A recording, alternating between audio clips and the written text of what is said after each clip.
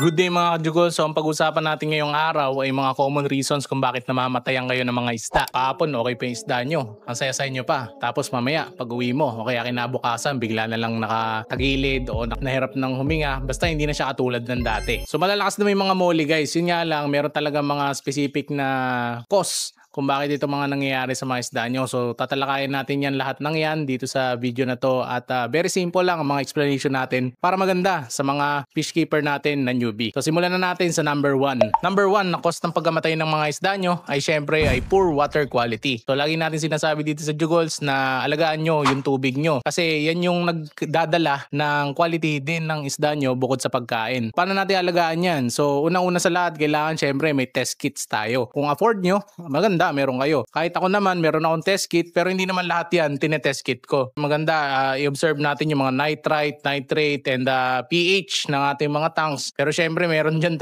katulad ko kahit ako naman hindi ko naman lahat yan tinetest. Ako pagkalagay ko ng tubig water conditioner ko lang din okay na. Kasi sanay na ako doon sa tubig namin. Ang usually na ginagamitan ko ng mga test kits ay yung mga bagong tank. Kung cycled na yung tank mo o yung setup mo, mas mababa yung chance na mamatayan ka na isda. Kaya lagi mas maganda ay cycled ang tank. Yun ang lagi ko ina-advise sa mga beginner.